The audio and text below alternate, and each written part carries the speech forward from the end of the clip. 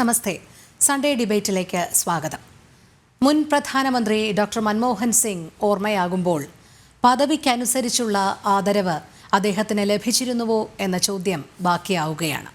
മികച്ച രാഷ്ട്രതന്ത്രജ്ഞനും സാമ്പത്തിക വിദഗ്ധനും സർവോപരി ഭാരതത്തിന്റെ സാമ്പത്തിക അടിത്തറയ്ക്ക് മികച്ച സംഭാവനകളും നൽകിയ വ്യക്തി എന്ന നിലയിൽ ശോഭിച്ച മൻമോഹൻ സിംഗിന് പക്ഷേ പ്രധാനമന്ത്രി എന്ന പദവിയിൽ തുടരുമ്പോൾ കുടുംബവാഴ്ചയുടെ ഇരയായി എന്ന ആരോപണം കൂടി ഏറ്റുവാങ്ങുകയായിരുന്നു. സൺഡേ ഡിബേറ്റ് പരിശോധിക്കുന്നു. കുടുംബവാഴ്ചയുടെ ബലിയാടോ മൻമോഹൻ? അഴിമതിയിൽ നിശബ്ദനാക്കിയതാര്?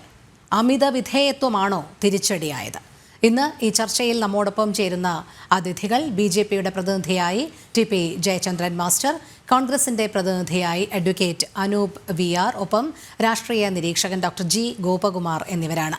അതിഥികൾക്കും പ്രേക്ഷകർക്കും ഒരിക്കൽ കൂടി സ്വാഗതം. ശ്രീ അനൂപ്, കാലവും ചരിത്രവും തന്നോട് നീതി കാട്ടും എന്നു പറഞ്ഞ ഒരു പ്രധാനമന്ത്രി, ഒരുപക്ഷെ അദ്ദേഹത്തിൻ്റെ നിലപാടുകളോട് നീതി പുലർത്താനായില്ല എന്നുള്ളൊരു ദുഃഖം എവിടെയെങ്കിലും അവശേഷിച്ചിരുന്നു? കാലവും ചരിത്രവും അദ്ദേഹത്തോട് നീതി കാട്ടും എന്ന് മൻമോഹൻ സിംഗ് പറഞ്ഞ സന്ദർഭം നിങ്ങൾക്കറിയാമെന്ന് തന്നെയാണ് ഞാൻ കരുതുന്നത്. അത് അദ്ദേഹത്തിനെതിരെ അന്നത്തെ പ്രതിപക്ഷം നടത്തിയ ക്രൂരമായ ആക്രമണങ്ങളെ തുടർന്നാണ്. അദ്ദേഹം പലപ്പോഴും വിശേഷിപ്പിക്കപ്പെട്ടത് നിങ്ങൾ തന്നെ പറഞ്ഞതുപോലെ വിധേയനെന്നും ദുർബലനെന്നും ഒക്കെ പറഞ്ഞ ആളാണ്. പക്ഷെ അദ്ദേഹം വളരെ ശക്തമായി പ്രതികരിച്ച സന്ദർഭങ്ങളുണ്ട്. പ്രത്യേകിച്ച് ഈ മോദി ഗവൺമെന്റിന്റെ നോട്ട് നിരോധന സമയത്തൊക്കെ പൊതുവെ മിതഭാഷിയാണെന്ന് എല്ലാവരും പറയുന്ന മൻമോഹൻ സിംഗ് രൂക്ഷമായി പ്രതികരിച്ചിട്ടുണ്ട്. അദ്ദേഹമാണെന്ന് പറഞ്ഞത് ഓർഗനൈസ്ഡ് ലൂട്ട് എന്ന് പറഞ്ഞത് അദ്ദേഹമാണ്. ഹിസ്റ്റോറിക്കൽ ബ്ലണ്ടർ എന്നതിന് വിശേഷിപ്പിച്ചത് അദ്ദേഹമാണ്. ഇവിടെ കുടുംബവാഴ്ച എന്നൊക്കെ പറയുമ്പോൾ നിങ്ങൾ മുന്നോട്ട് വെക്കുന്നത് വളരെ വ്യക്തമാണ്. ഏത് കുടുംബം എന്ന് പറയുന്നത് സ്വാഭാവികമായും നെഹ്റു കുടുംബത്തെ ടാർഗറ്റ് ചെയ്യുക എന്ന് പറയുന്നത് ഇവിടെ കുറെ നാളുകളായി വെറുപ്പിന്റെ രാഷ്ട്രീയക്കാർ നടത്തുന്ന ആസൂത്രിത പരിശ്രമങ്ങളുടെ ഭാഗമാണ്. എന്തുകൊണ്ട് നെഹ്റു ടാർഗറ്റ് ചെയ്യപ്പെടുന്നു എന്നതിലേക്കൊന്നും ഞാൻ പോകുന്നില്ല. അതിന് കൃത്യമായ കാരണങ്ങളുണ്ട്. എന്തിനെയാണ് ഈ രാജ്യത്ത് സംഘപരിവാർ പ്രതിദാനം ചെയ്യുന്നത്? അതിന്റെയൊക്കെ എതിർസ്ഥാനത്ത് നിന്ന ഒരാളാണ് നെഹ്റു. ഇന്നത്തെ ജനാധിപത്യ ഇന്ത്യയെ, ബഹുസ്വരതയെ സാധ്യമാക്കിയ ഒരാളെ എതിർത്തുകൊണ്ടല്ലാതെ സംഘപരിവാറിന് നിലനിൽക്കാൻ സാധിക്കില്ല. സ്വാഭാവികമായും മൻമോഹൻ സിംഗിനെ പോലെ ഒരാളെ വിധേയനെന്നും ദുർബലനെന്നും ഒക്കെ അർത്ഥത്തിൽ ഇപ്പോഴും വലിച്ച് ഇഴയ്ക്കുന്നത് അദ്ദേഹത്തിന്റെ ഓർമ്മകളോട് കൂടി ചെയ്യുന്ന അനാദരവാണ് എന്ന് ഈ സന്ദർഭത്തിൽ ഞാൻ ചൂണ്ടിക്കാണിക്കുകയാണ്. ഈ BJPയുടെ ഗവൺമെന്റ്, മോദി സർക്കാർ അദ്ദേഹത്തിന്റെ ഓർമ്മകളെ പോലും ഭയപ്പെടുന്നു എന്നതിന്റെ തെളിവാണ് അദ്ദേഹത്തിന്റെ കുടുംബം, അദ്ദേഹത്തിന്റെ രാഷ്ട്രീയ പാർട്ടി അദ്ദേഹത്തിന്റെ ശവസംസ്കാരത്തിനൊരു പ്രത്യേക സ്ഥലം ആവശ്യപ്പെട്ടിട്ട് പോലും അത് കൊടുക്കാൻ അനുവദിക്കാതിരുന്ന സർക്കാർ നടപടിയിൽ നിന്ന് ഇവിടുത്തെ സംഘപരിവാർ നയിക്കുന്ന ഗവൺമെന്റിന്റെ രാഷ്ട്രീയ നിലപാട് വളരെ വ്യക്തമാണ്. മുൻകാലങ്ങളിൽ അടൽ ബിഹാരി വാജ്പേയിയെ പോലെ 5 വർഷത്തിൽ കൂടുതൽ മാത്രം പ്രധാനമന്ത്രിയായിരുന്ന ആൾക്ക് ഇത്തരം പ്രത്യേക അവകാശങ്ങൾ അനുവദിക്കുകയും മൻമോഹൻ സിംഗ് 10 വർഷം സുദീർഘമായ കാലയളവിൽ തുടർച്ചയായി ഈ രാജ്യത്തെ നയിച്ച ഒരു പ്രധാനമന്ത്രി, അന്താരാഷ്ട്ര തലങ്ങളിൽ പോലും പ്രധാനമന്ത്രി എന്നതിലുപരിയായി ഒരു അക്കാഡമിഷ്യൻ എന്നൊക്കെ അറിയപ്പെടുന്ന ഒരാളുടെ ഓർമ്മകളെ അവഗണിക്കപ്പെടുന്നത് അദ്ദേഹം കോൺഗ്രസിന്റെ പ്രധാനമന്ത്രി ആയതിന്റെ പേരിലാണ് എന്ന് പറഞ്ഞാൽ അതിൽ ഒട്ടും തന്നെ കൂട്ടിച്ചേർക്കലുകളില്ല. അതാണ് യാഥാർത്ഥ്യം. ശരി, അനൂപിലേക്ക് എത്താം. ശ്രീ TP ജയചന്ദ്രൻ മാസ്റ്റർ, ഇവിടെ ഡോക്ടർ മൻമോഹൻ സിംഗ് പ്രധാനമന്ത്രി പദവിയിലേക്ക് എടുത്തിരുത്തപ്പെട്ട വ്യക്തിയായിരുന്നു എന്നുള്ളതാണ് ആദ്യം മുതലേ ഉയർന്നു വന്ന ആരോപണം. കാരണം സോണിയാഗാന്ധി പ്രധാനമന്ത്രി പദവിയിലേക്ക് എത്തുന്നതിൽ നിന്ന് ചില സാങ്കേതികത്വങ്ങൾ പിൻവലിച്ചപ്പോൾ ഡോക്ടർ മൻമോഹൻ സിംഗ് ആ പദവിയിലേക്ക് വരികയായിരുന്നു. പക്ഷേ അതിൻ്റെ തന്നെ കാരണത്താൽ പലയിടങ്ങളിലും ദൗർബല്യം അല്ലെങ്കിൽ ദുർബലനായ ഒരു പ്രധാനമന്ത്രിയായി ഡോക്ടർ മൻമോഹൻ സിംഗിന് മാറേണ്ടി വന്നു. മിക്കവാറും ചരടുകൾ വലിച്ചിരുന്നത് സോണിയയും രാഹുലും ഒക്കെയായിരുന്നു.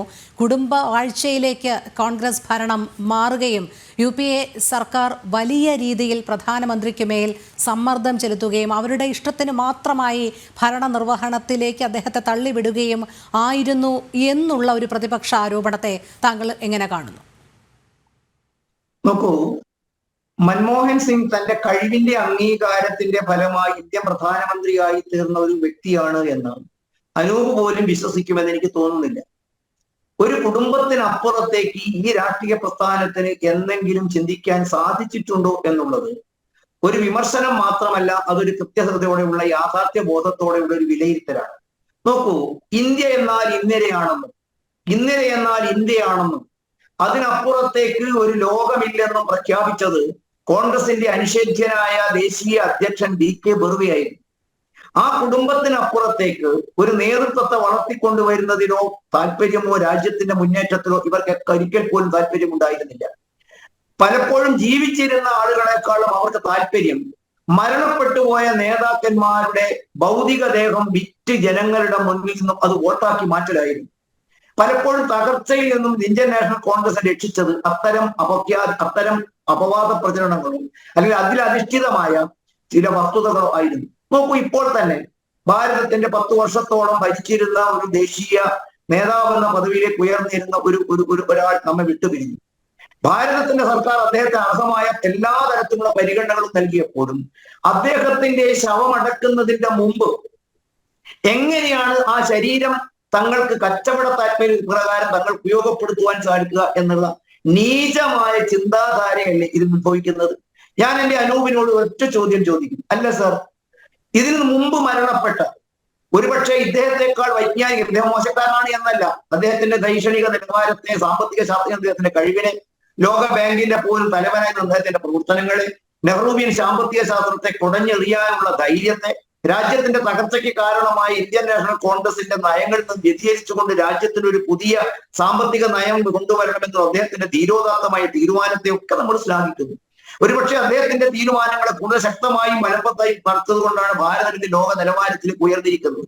ഒരുപക്ഷെ ചില കാര്യങ്ങൾക്ക് അദ്ദേഹത്തിന് വിയോജിപ്പുണ്ടാകും. പക്ഷെ അദ്ദേഹത്തിന്റെ ദൈക്ഷണിക നിലവാരത്തെ, അദ്ദേഹത്തിന്റെ നെഹ്റുവിയൻ സാമ്പത്തിക ശാസ്ത്രത്തെ, കമ്മ്യൂണിസത്തിന് അധിഷ്ഠിതമായ പഞ്ചവത്സര പദ്ധതി അധിഷ്ഠിതമായ രാജ്യത്തെ പുറകോട്ട് നയിച്ച സാമ്പത്തിക ശാസ്ത്രത്തെ തകർത്തെറിയാൻ, കോൺഗ്രസിന്റെ ഈ തെറ്റായ നയങ്ങളിൽ നിന്നും വിമുക്തി നേടാനും അദ്ദേഹം കാണിച്ച ധീരതയെ നമ്മൾ അംഗീകരിക്കുന്നു.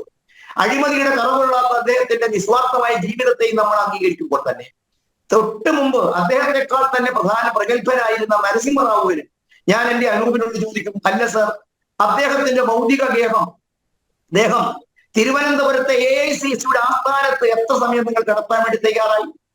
അദ്ദേഹത്തിന്റെ ഭൗതിക ശരീരം ഇന്ന് എവിടെയാണ് അടക്കം ചെയ്തിരിക്കുന്നത്? അതിനോട് അനാദരവ് കാണിച്ചത് ആരായിരുന്നു? അതേ കാര്യമല്ലേ ഇപ്പോൾ ഉണ്ടായിരിക്കുന്നത്? മാത്രമല്ല, 2013 നിങ്ങളുടെ UPA ഗവൺമെന്റ് ഭരിക്കുന്ന കാലഘട്ടത്തിലല്ലേ ഡൽഹിയിൽ ഇങ്ങനെ മരണപ്പെടുന്ന നേതാക്കന്മാർക്ക് അന്ത്യവിശ്രമം കൊടുക്കാനുള്ള സ്ഥലങ്ങളുടെ പരിമിതി ഉണ്ടെന്നും അതുവഴിയല്ലേ ഹൈദരാബാദിലേക്ക് കൊണ്ടുപോകണമെന്നും നിങ്ങൾ ആവശ്യപ്പെട്ടു? ഇത് മാത്രമാണോ? തങ്ങൾക്ക് ഗുണമുള്ളവരെയൊക്കെ നിങ്ങൾ ഉപയോഗപ്പെടുത്തും. ഇന്നലെ ശർമിഷ്ഠ മുഖർജി, നമ്മുടെ രാഷ്ട്രപതിയായിരുന്ന മകൾ പറഞ്ഞു, മുഖർജിയുടെ മകൾ പറഞ്ഞു, എന്താണ് പറഞ്ഞത്? എന്റെ പിതാവ് കോൺഗ്രസിന് വേണ്ടി ജീവിതകാലം മുഴുവൻ ഈ പ്രസ്ഥാനത്തിന് വേണ്ടി ജീവിതം ഹോമിച്ച എന്റെ പിതാവ് മരണപ്പെട്ടപ്പോൾ AICCയുടെ ഒരു അനുശോചന യോഗം പോലും വിളിക്കാൻ ഇവർ തയ്യാറായില്ല. ഇതൊന്നും ഈ ഒരുപക്ഷെ നമ്മുടെ പ്രധാനമന്ത്രിയുടെ അന്ത്യ ചടങ്ങുകൾ നടന്നുകൊണ്ടിരിക്കുന്ന അല്ലെങ്കിൽ അവസാനിച്ചുകൊണ്ടിരിക്കുന്ന ഈ മുഹൂർത്തത്തിൽ നമ്മളെടുത്ത് പറയേണ്ടി വന്നത് എത്ര നീചമായിട്ടാണ്, എത്ര നിന്ദ്യമായിട്ടാണ് ഇത്തരം കാര്യങ്ങൾ രാഷ്ട്രീയപരമായ പകപോക്കലിനും നേട്ടങ്ങൾക്കും വേണ്ടി കൊള്ളുന്നത്. ഏതുപോലെയാണോ മുൻ പ്രധാനമന്ത്രിമാരുടെ ഒക്കെ ദേഹവിയോഗങ്ങൾ ഇവർ ആഘോഷിച്ച് വോട്ടാക്കി മാറ്റിയത്? അതേ പ്രവർത്തനമല്ലേ ചെയ്തത്? എന്തിനേറെ പറയണം, ഇദ്ദേഹം പ്രധാനമന്ത്രിയായിരുന്ന സമയത്തല്ലേ, അദ്ദേഹം വിദേശത്തായിരിക്കുമ്പോഴല്ലേ ഒരു കുടുംബാധിപത്യത്തിന്റെ ഇന്നത്തെ പുത്രൻ അദ്ദേഹം പാസാക്കിയ ബില്ല് പത്രക്കാരുടെ മുമ്പിൽ വന്ന് പച്ചയ്ക്ക് കൊത്തിക്കേറി വലിച്ചെറിയുമ്പോഴും, ആ മനുഷ്യന്റെ മുഖത്തേക്ക് വലിച്ചെറിയുമ്പോഴും, അവമതിക്കപ്പെടുമ്പോഴും ഒന്നും ഇവർക്ക് എന്തുകൊണ്ട് ഈ മനുഷ്യനുള്ള ബഹുമാനം വർദ്ധിച്ചിരുന്ന? സ്വാഭാവികമായിട്ടും നമ്മൾ കാട്ടിയെത്തേണ്ട ചിത്രം ഇതാണ്. എക്കാലഘട്ടത്തിലും മനുഷ്യന്റെ ഭൗതിക ശരീരത്തെ രാഷ്ട്രീയ താല്പര്യം ഉപയോഗിച്ച കോൺഗ്രസ് ഇന്നും അവർ തുറന്നുകൊണ്ടിരിക്കുന്നു. അവർ അദ്ദേഹത്തിന്റെ ആ ദേഹം വെച്ചിട്ട് ഒരു വിലപേശി എന്തെങ്കിലും രാഷ്ട്രീയമായ നേട്ടം ഉണ്ടാക്കാൻ കഴിയുമോ എന്ന് നമ്മൾ പരിശോധിക്കുകയല്ലേ. രാജ്യത്തിന്റെ ജനങ്ങളുടെ അംഗീകാരം ആർക്കൊക്കെ ഉണ്ട് എന്ന് അനുഭവം തുറന്ന് ചിന്തിക്കണം. നീണ്ട 6 പതിറ്റാണ്ട് ഇന്ത്യ രാജ്യം ഭരിച്ചു, സാമ്പത്തികമായിട്ടും സാമൂഹ്യമായും തൊഴിൽപരമായും എല്ലാ അർത്ഥത്തിലും തകർത്ത് തരിപ്പണമാക്കിയ ഒരു രാഷ്ട്രം 2014 നരേന്ദ്രമോദി എന്ന് പറയുന്ന നിങ്ങൾക്ക് ഇഷ്ടകരമല്ലാത്ത ഒരു നേതാവിന്റെ അധികാരത്തിലേക്ക് എത്തുമ്പോൾ രാജ്യത്തിലെ സമ്പദ് വ്യവസ്ഥയിൽ ലോകം 10ാം സ്ഥാനത്തായിരുന്നു. ഇന്ന് നമുക്കറിയാമല്ലോ അത് 4ാം സ്ഥാനത്ത് എത്തിക്കഴിഞ്ഞിരിക്കുന്നു. ഏതാനും വർഷങ്ങൾക്കുള്ളിൽ അത് രാജ്യത്തിലെ 3ാം സ്ഥാനത്തേക്ക് കുതിക്കും. ലോക ബാങ്കിന്റെ വിലയിരുത്തൽ പ്രകാരം ലോകത്തിന് തന്നെ അത്ഭുതകരമായ സാമ്പത്തിക മുന്നേറ്റം നടത്തുന്ന രാജ്യമായി ഭാരതം മാറിയിരിക്കുന്നു. കയറ്റുമതിയുടെ കാര്യത്തിൽ, പ്രതിരോധ മേഖലയുടെ കാര്യത്തിൽ, രാജ്യത്തിന്റെ സമ്പദ് വ്യവസ്ഥ കരുത്തു പിടിപ്പിക്കുന്ന കാര്യത്തിൽ, രാജ്യത്തിലെ പാർശ്വവൽക്കരിക്കപ്പെട്ട പിന്നോക്ക വിഭാഗങ്ങളുടെ ജീവിതത്തെ കൈപിടിച്ചുയർത്തുന്ന കാര്യത്തിലൊക്കെ തന്നെ വലിയ മുന്നേറ്റം നടക്കുന്നു. സ്വാഭാവികമായിട്ടും അത്തരത്തുകാരോട് വിയോജിപ്പുകൾ നിങ്ങൾക്കുണ്ടാകാം. ഒരുപക്ഷെ അധികാരത്തിന് ഇനി ഒരിക്കലും തിരിച്ചു വരാൻ കഴിയാത്ത വിധത്തിൽ തുടർച്ചയായ 3 തവണയോളം അധികാരത്തിൽ നിന്നും മാറ്റി നിർത്തിയതിന്റെ ഗർവിക്കൽ നിങ്ങൾക്കുണ്ടാകാം. അത് ഈ പാവം നെഹ്റുവിയൻ സാമ്പത്തിക ശാസ്ത്രത്തിൽ പറഞ്ഞ രാജ്യത്തിന്റെ സമ്പദ് വ്യവസ്ഥയിൽ പുതിയ കുതിപ്പ് നൽകിയ, രാജ്യത്തിലെ പുതിയ സാമ്പത്തിക പരിഷ്കാരങ്ങൾ തുടുക്കമിട്ട കോൺഗ്രസിന്റെ തകർച്ചയെ മൗനം കൊണ്ട് മറികടന്ന് രാജ്യത്തിൽ ഒരു പുതിയ അധ്യായം എഴുതി ചേർത്തിയ അദ്ദേഹത്തോട് കാണിക്കുന്ന നീചമായ പ്രതികരണമായിട്ട് മാത്രമേ ഇതിനെ വിലയിരുത്താൻ സാധിക്കുകയുള്ളൂ നമുക്ക് ഈ മുഹൂർത്തത്തിൽ. അതെ, ശ്രീ അനൂപ്, അതുതന്നെയാണ് ചോദ്യം. താങ്കൾ പറഞ്ഞു പലപ്പോഴും ശക്തമായ ഭാഷയിൽ പ്രതികരിച്ചിട്ടുണ്ട് BJP സർക്കാരിനെതിരെ എന്ന്. പക്ഷേ അദ്ദേഹം നിശബ്ദനായി RP ആക്ട് രാഹുൽ വലിച്ചെറിയുന്നതും കീറിയെറിയുന്നതും നോക്കി നിൽക്കേണ്ടി വന്നു. 2004 മുതൽ 2014 വരെയുള്ള 10 വർഷത്തിൽ രാജ്യത്ത് തന്നെ ഏറ്റവും വിവാദമായ 9 അഴിമതികളാണ് പുറത്തു വന്നത്. അതും 2ാം UPA സർക്കാരിൻ്റെ കാലത്ത് 2009 മുതൽ 2014 വരെ കോടികളുടെ അഴിമതി. പക്ഷേ അപ്പോഴും ഘടകകക്ഷികൾക്ക് അനുകൂലമായ നിലപാട് സ്വീകരിക്കേണ്ടി വന്നത് ഇതേ വിധേയത്വം കൊണ്ട് തന്നെയല്ലേ? കാരണം അവിടെ മറുത്തൊന്നു പറയാനോ ശക്തമായ നിലപാട് സ്വീകരിക്കാനോ മൻമോഹന് സാധിച്ചിരുന്നില്ല എന്നുള്ളത് തന്നെയല്ലേ വസ്തുത? തീർച്ചയായും അതിലേക്ക് ഞാൻ വരാം. അതിനു മുമ്പ് ബഹുമാന്യനായ BJPയുടെ പ്രതിനിധി പറഞ്ഞ ചുരുങ്ങിയത് 2 കാര്യങ്ങളോടെങ്കിലും ശക്തമായി വിയോജിക്കേണ്ടതുണ്ട്.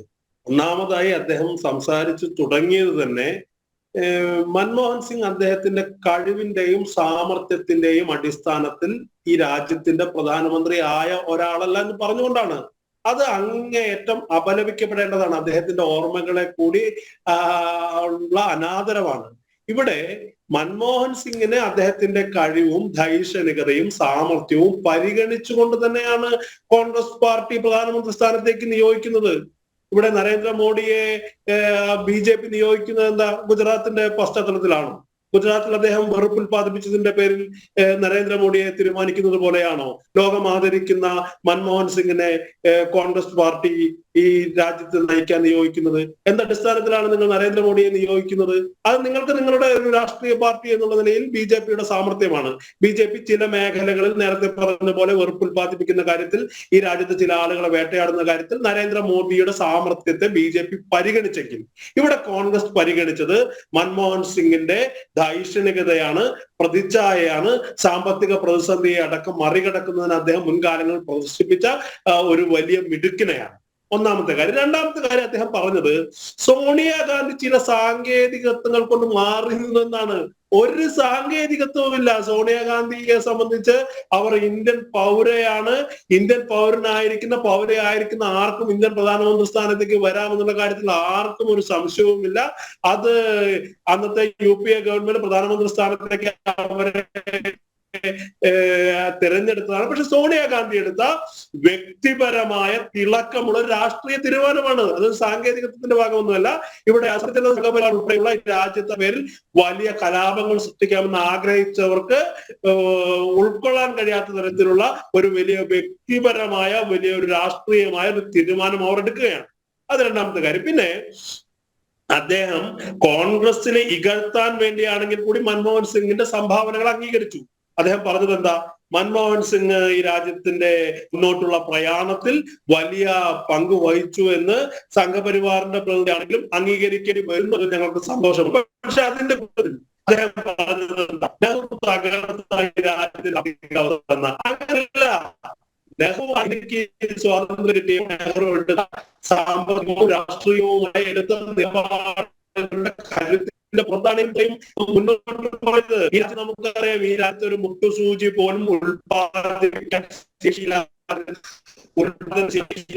ശേഷിയില്ലാതിരുന്ന ഒരു രാജ്യത്തെ സമഗ്രമായി നിർമ്മിച്ചത് നെഹ്റുവാണ്. അത് നെഹ്റു സാമ്പത്തികമായ പരിഷ്കാരങ്ങളുടെ ഒരു വശമെങ്കിൽ അത് നടപ്പിലാക്കിയ രാഷ്ട്രീയമായി ഈ രാജ്യം എന്ന് പറയുന്ന ഇന്ത്യ എന്ന് പറയുന്ന ഒരു ആശയത്തെ, ഒരു രാഷ്ട്രത്തെ, അതിനകത്ത് വൈവിധ്യങ്ങളെ, അതിനകത്ത് ബഹുസ്വരതയെ നിലനിർത്തിയത് നെഹ്റുവിന്റെ രാഷ്ട്രീയമായ ഉൾക്കാഴ്ചയുടെ, രാഷ്ട്രീയമായ അന്തസത്തയുടെ വിജയമാണ്.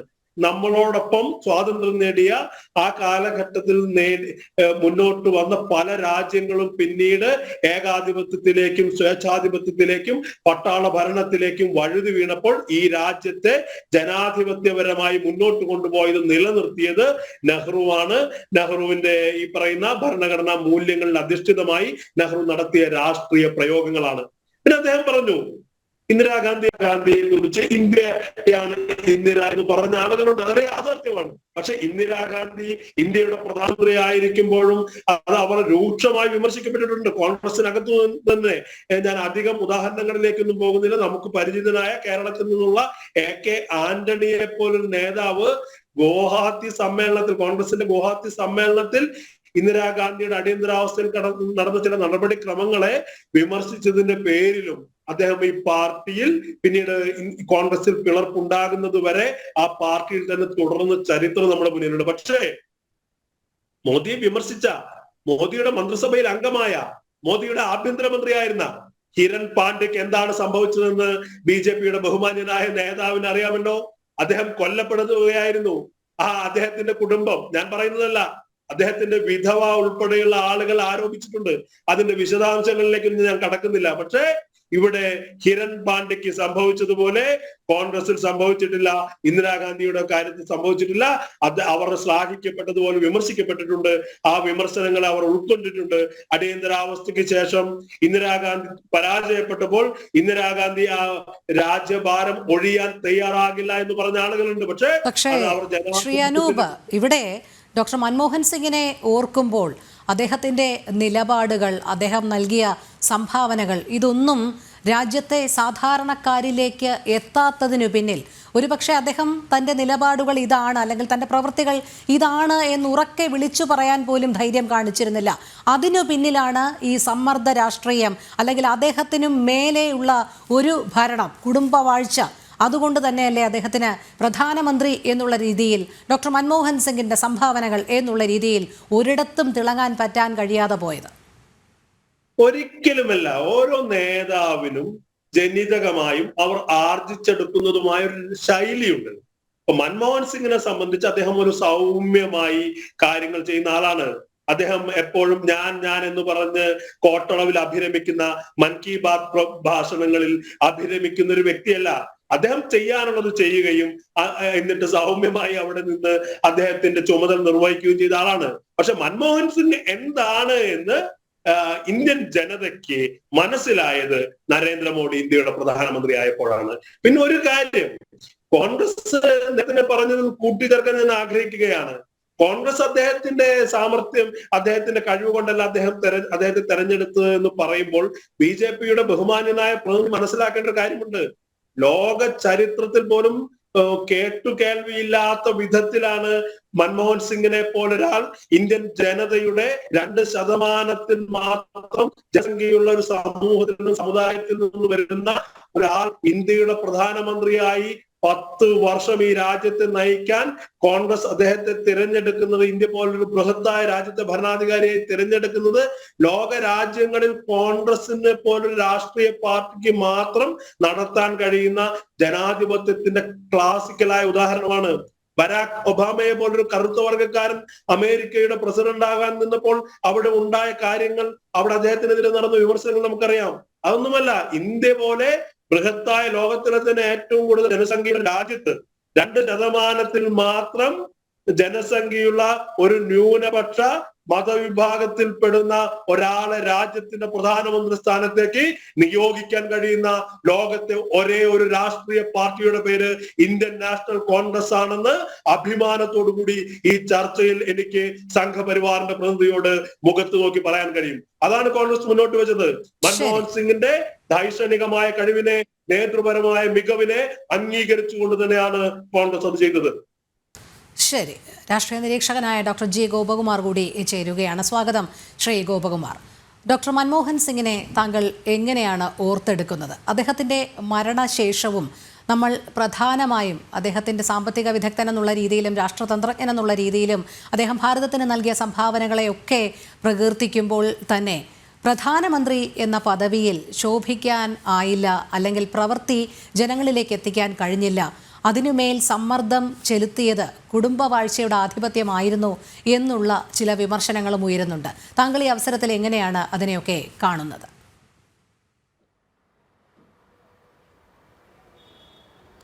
യാതൊരു സംശയവുമില്ല, ഡോക്ടർ മൻമോഹൻ സിംഗ് നമ്മുടെ രാജ്യം കണ്ടതിൽ ഒരു പ്രഗത്ഭനായ ഒരു നേതാവാണ്. അദ്ദേഹത്തിൻ്റെ യഥാർത്ഥ കഴിവുകൾ പൂർണ്ണമായി പുറത്തെടുക്കാൻ കഴിഞ്ഞിട്ടില്ല എന്നുള്ളൊരു സംശയമേ ഉള്ളൂ. അദ്ദേഹം ധനകാര്യമന്ത്രി ആയപ്പോഴാണ് രാജ്യത്തിൻ്റെ സാമ്പത്തിക നയങ്ങൾക്കൊരു വലിയ വ്യത്യാസം വന്നത്. അതിനുശേഷമുണ്ടായ കുതിച്ചുചാട്ടമാണ് ഇന്ന് രാജ്യത്തെ നമ്മൾ ലോകത്തിലെ 5ാമത്തെ ശക്തിയാക്കി മാറ്റിയതും. മാത്രമല്ല, സാമ്പത്തികമായിട്ടുള്ള പരിഷ്കാരങ്ങൾ അടിക്കടി വേണമെന്ന് ധനകാര്യമന്ത്രി ആയിരുന്നപ്പോൾ അതിൽ ആ ക്രെഡിറ്റ് തീർച്ചയായിട്ടും നരസിംഹറാവുവിന് കൂടി കൊടുക്കണം. കാരണം അദ്ദേഹമാണല്ലോ ഇദ്ദേഹത്തെ ധനകാര്യമന്ത്രിയായി കൊണ്ടുവരാൻ നിർബന്ധിച്ചതും. ആദ്യം അത് മൻമോഹൻ സിംഗിന് തമാശയായിട്ട് തോന്നിയെങ്കിലും കാര്യമായിട്ട് പറഞ്ഞിരിക്കുകയാണ്, നമുക്ക് രാജ്യത്തിൻ്റെ സ്ഥിതി മാറ്റിയെടുക്കാം, അതിനുവേണ്ടിയുള്ള നയങ്ങൾക്ക് താങ്കൾക്ക് പൂർണ്ണ സ്വാതന്ത്ര്യം ഉണ്ടായിരിക്കും. ആ നയങ്ങൾക്ക് പ്രതിപക്ഷ നേതാവായിരുന്ന അടൽ ബിഹാരി വാജ്പേയി പൂർണ്ണ പിന്തുണ കൊടുത്തു എന്ന് പിന്നീട് ചരിത്രത്തിൽ നമുക്ക് തെളിവുമുണ്ട്. അതോടുകൂടി മൻമോഹൻ സിംഗിനും നരസിംഹറാവുവിനും യാതൊരു സംശയവും ഉണ്ടായില്ല. പുതിയ സാമ്പത്തിക നയമെന്ന് വിശേഷിക്കപ്പെടുന്ന 1991 സാമ്പത്തിക നയങ്ങൾ രാജ്യത്തിന് ആ ഘട്ടത്തിൽ എനിക്ക് നല്ല ഓർമ്മയുണ്ട്, വലിയ വെല്ലുവിളികളുണ്ടായിരുന്നു. ഒരുപക്ഷെ ജനങ്ങളോട് ചോദിച്ചിട്ടോ അല്ലെങ്കിൽ ഒരു ജനപ്രിയ ബഡ്ജറ്റ്, ജനപ്രിയ നയമായിട്ടോ ഒന്നുമല്ല കൊണ്ടുവന്നത്. അതൊരു മുകളിൽ നിന്ന് വന്നൊരു നയമാണ്, നിവൃത്തിയില്ലാത്തൊരു നയമാണ്. പക്ഷേ മൻമോഹൻ സിംഗും നരസിംഹറാവും വളരെ ഉറച്ചു തന്നെ നിന്നു, ഇത് രാജ്യത്തിൻ്റെ നിലപാട് മാറ്റുമെന്ന്. അത് പൂർണ്ണമായും ശരിയായിരുന്നു. അദ്ദേഹം മൻമോഹൻ സിംഗ് പറഞ്ഞ ഒരു ആപ്തവാക്യം ഞാൻ ഇപ്പോഴും ഓർക്കുന്നുണ്ട്. അദ്ദേഹം ധനകാര്യമന്ത്രി ആയിരുന്നപ്പോൾ, export is the Mantra for development. വികസനത്തിൻ്റെ യഥാർത്ഥ മന്ത്രം എന്ന് പറയുന്നത് കയറ്റുമതിയിലാണ്. അപ്പോൾ നമ്മൾ അതനുസരിച്ച് അധ്വാനിച്ച് കൂടുതൽ കയറ്റുമതി നടത്തിയാൽ രാജ്യത്തിൻ്റെ സാമ്പത്തിക വളർച്ചയ്ക്കുള്ള തുടക്കമുണ്ടാകും. അന്ന് നമുക്കറിയാം, വിദേശ നാണയത്തിൻ്റെ ഷോർട്ടേജ് ഉണ്ടായിരുന്നൊരു സമയമാണ്. ഇന്ന് ലോകത്തിലെ ഏറ്റവും വലിയ വിദേശ നാണയം കരുതൽ വച്ചിരിക്കുന്ന 2 രാജ്യങ്ങൾ ചൈനയും ഇന്ത്യയുമാണ്. ആ നിലയ്ക്ക് കൊണ്ടുവരാൻ കഴിഞ്ഞ ഒരു വലിയൊരു നയമാറ്റമാണ്, ആ പാരഡൈം ഷിഫ്റ്റ് കൊണ്ടുവന്നതിൽ മൻമോഹൻ സിംഗിനെ ചരിത്രം എന്നും ഓർക്കുമെന്നുള്ളതിൽ സംശയമില്ല. ഇനി അദ്ദേഹം പ്രധാനമന്ത്രിയായിരുന്ന സമയത്ത് നമുക്കറിയാം, അദ്ദേഹത്തിനെ കൊണ്ടുവന്ന രാഷ്ട്രീയ സാഹചര്യവും ആ ചുറ്റുപാടുകളുമൊക്കെ നമുക്കറിയാം.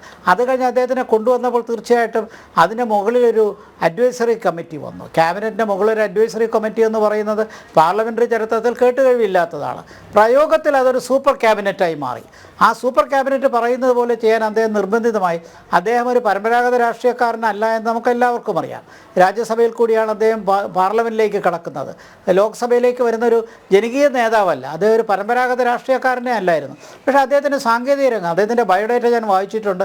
വളരെ ഇത്രയും ഔട്ട്സ്റ്റാൻഡിംഗ് ആയിട്ടുള്ള ഒരു നേതാവ് നമുക്ക് കിട്ടിയതിൽ, അത് മാത്രമല്ല അദ്ദേഹത്തിൻ്റെതായ വ്യക്തിത്വം പൂർണ്ണമായി പുറത്തെടുക്കാനുള്ള സാഹചര്യം അദ്ദേഹത്തിന് കിട്ടിയില്ല എന്ന് ഉറച്ചു വിശ്വസിക്കുന്ന ഒരാളാണ്. അതുകൊണ്ടാണ് അദ്ദേഹം പറഞ്ഞത്, നാളൊരു കാലത്ത് ചരിത്രം എന്നോട് കുറച്ചുകൂടി കരുണ കാട്ടും. ഇന്നത്തെ മാധ്യമങ്ങൾ അങ്ങനെ ചെയ്യുന്നില്ലെങ്കിലും നാളെ ചരിത്രം എന്നോട് കുറച്ചുകൂടി കരുണ കാട്ടുമെന്ന് അദ്ദേഹം പറഞ്ഞു. ആ പറഞ്ഞതിന് ഒരുപാട് കാര്യങ്ങളുണ്ട്. അതിൽ ഒന്ന്, ഏറ്റവും പ്രധാനമായിട്ട് ഈ സാമ്പത്തിക നയം കഴിഞ്ഞാൽ എനിക്ക് തോന്നുന്നത് ആണവ കരാറാണ്, 1-2-3 എഗ്രിമെൻറ്റ്. അന്ന് അത് നടപ്പിലാക്കാൻ എന്ത് ബുദ്ധിമുട്ടുണ്ടായിരുന്നുവെന്ന് പഴയ ആൾക്കാർക്ക് ആലോചിച്ചാൽ നന്നായിട്ടറിയാം. കാരണം ഭൂരിപക്ഷത്തിൻ്റെ പ്രശ്നമുണ്ടായിരുന്നു.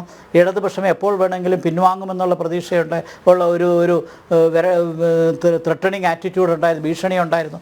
ഇത് അന്നത്തെ കാലത്ത് പ്രകാശ് കാരാട്ട് എപ്പോഴും ഇങ്ങനെയുള്ള ത്രെട്ടണിങ് ആറ്റിറ്റ്യൂഡ്, ഒരു വിരട്ടൽ സമ്പ്രദായമൊക്കെ വന്ന് ഗവൺമെൻറ്റിനെ സമ്മർദ്ദത്തിലാക്കിയപ്പോൾ മൻമോഹൻ സിംഗിൻ്റെ യഥാർത്ഥ ശക്തി അപ്പോഴാണ് തെളിഞ്ഞത്. ഇത് പാസ്സാക്കണം, ഇത് രാജ്യത്തിൻ്റെ വികസനത്തിന് ആവശ്യമാണ്, ഇത് പാസ്സാക്കാൻ അനുവദിച്ചില്ലെങ്കിൽ ഞാൻ ഈ കസേരയിൽ തുടരുന്നില്ല എന്ന് അദ്ദേഹം പറഞ്ഞു. അതുതന്നെ അദ്ദേഹത്തിൻ്റെ വ്യക്തിത്വത്തിന് തെളിവാണ്. അപ്പോൾ വിമർശകർ ചോദിച്ചു, എന്തുകൊണ്ടാണ് ഇടതുപക്ഷം ഇക്കാര്യത്തിൽ ഇത്രയും വലിയ എതിർപ്പ് കാണിക്കുന്നത്? അദ്ദേഹത്തിൻ്റെ മറുപടി ഇപ്പോഴും ഓർമ്മയുണ്ട്. അദ്ദേഹം വളരെ വ്യക്തമായിട്ട് പറഞ്ഞു, because the left has limited national interest, they don't have real national interest. അപ്പോൾ പറഞ്ഞതിൻ്റെ അർത്ഥം ഒരു ദേശീയ താല്പര്യം സംരക്ഷിക്കാൻ ഉള്ള ഒരു നിലപാടിന് ഇടതുപക്ഷത്തിന് ഒരു കാഴ്ചപ്പാടില്ല. ദേശീയ താല്പര്യങ്ങൾ സംരക്ഷിക്കുന്നതിൽ ഒരു പുറകോട്ടാണ്. അതുകൊണ്ടാണ് ഈ അളവ് കരാറിനെ അവർ എതിർക്കുന്നത്. വാസ്തവത്തിൽ എത്ര അർത്ഥവത്തായ സ്റ്റേറ്റ്മെൻറ്റാണ് അതിൽ നിന്ന് വന്നത്. ആ കാര്യം പറഞ്ഞതിൻ്റെ ഗുണഫലം നമുക്കിന്ന് അനുഭവിക്കുന്നുണ്ട്. അതെന്താണ്? ഇന്നിപ്പോൾ നമുക്ക് ഊർജ്ജത്തിൻ്റെ കാര്യത്തിൽ പ്രതിസന്ധിയില്ല. ബാക്കി പല കാര്യങ്ങൾക്കും ന്യൂക്ലിയർ സപ്ലൈസ് ഗ്രൂപ്പിൽ നിന്ന് നമുക്കുണ്ടായിരുന്ന നിരോധനം എടുത്തു കളഞ്ഞു. അതിനുശേഷം നമുക്ക് ഓസ്ട്രേലിയ, ജപ്പാൻ ഉൾപ്പെടെയുള്ള ഒരുപാട് കാര്യങ്ങൾക്ക് അളവ് കാര്യങ്ങൾക്ക് നമുക്ക് പിന്തുണ കിട്ടുന്നുണ്ട്. ഈ പിന്തുണ തുടർച്ചയായിട്ട് കിട്ടാൻ കൊണ്ടുവന്ന മറ്റൊരു പ്രധാനപ്പെട്ട നയമാണ് ആണവ കരാർ. ഇപ്പം അമേരിക്ക മാത്രമല്ല, മൊത്തം പാശ്ചാത്യ രാജ്യങ്ങൾ അതോടെ നമ്മളെടുത്ത് അനുകൂലമായി. ഓസ്ട്രേലിയയാണ് ന്യൂക്ലിയർ സപ്ലൈക്ക് ഒരുപാട് കഴിവുള്ള പാശ്ചാത്യ രാജ്യം അല്ലെങ്കിൽ പോലും ഭൂമിശാസ്ത്രപരമായിട്ട് അവരും നൽകാൻ തയ്യാറായി. അതിനൊക്കെ കാരണമാക്കിയത് ഡോക്ടർ മൻമോഹൻ സിംഗ് ആണ്. അത് മാത്രമല്ല, ഇതിൻ്റെ പേരിൽ ഗവൺമെൻറ് പോകുകയാണെങ്കിൽ ഞാൻ രാജിവെക്കാൻ തയ്യാറാണ് എന്ന് പറഞ്ഞതോടുകൂടി അദ്ദേഹത്തിലുള്ള ഒരു ദേശീയത എന്താണെന്ന് വളരെ വ്യക്തമായി. ഇത് ഇടതുപക്ഷത്തിന് മനസ്സിലാക്കാൻ കഴിഞ്ഞില്ല എന്ന് അന്നത്തെ സാഹചര്യങ്ങൾ മനസ്സിലാക്കുന്നുണ്ട്. അപ്പം നമുക്കിവിടെ ചർച്ച ചെയ്തില്ലാത്ത താങ്കൾ ചോദിച്ച രണ്ടാമത്തെ ചോദ്യം വളരെ അർത്ഥവത്തായ ചോദ്യമാണ്. അദ്ദേഹത്തിന് യഥാർത്ഥ ശക്തി, കഴിവ് തെളിയിക്കാനുള്ള അവസരം ഉണ്ടായിട്ടില്ല എന്നുള്ളതാണ്. അതുമായി ബന്ധപ്പെട്ട ഒത്തിരി കാര്യങ്ങളുണ്ട്. കൊച്ചു കൊച്ചു മന്ത്രിമാർ അഴിമതി നടത്തിയതിൻ്റെ പ്രശ്നങ്ങളുണ്ട്. കോമൺവെൽത്ത് ഗെയിംസുമായിട്ട് നടന്ന ഒത്തിരി പ്രശ്നങ്ങൾ, അവിടെയൊക്കെ അദ്ദേഹത്തിന് കാര്യമായ ഒന്നും ചെയ്യാൻ കഴിഞ്ഞില്ല. കടന്നു വരേണ്ടതും ഇനി. കാരണം താങ്കൾ പറഞ്ഞു രാഷ്ട്ര പുരോഗതിക്ക് വേണ്ടി അദ്ദേഹം വലിയ നിലപാടുകൾ സ്വീകരിച്ചു, ശക്തിപൂർവ്വം തന്നെ അതിനുവേണ്ടി സംസാരിച്ചു എന്നുള്ളത്. പക്ഷേ അപ്പോഴും അദ്ദേഹത്തിന്റെ മന്ത്രിസഭയ്ക്കുള്ളിൽ നടന്ന കോടാനുകോടികളുടെ അഴിമതിക്ക് മുന്നിൽ അദ്ദേഹം മൗനിയായിരുന്നു എന്നുള്ളതാണ്.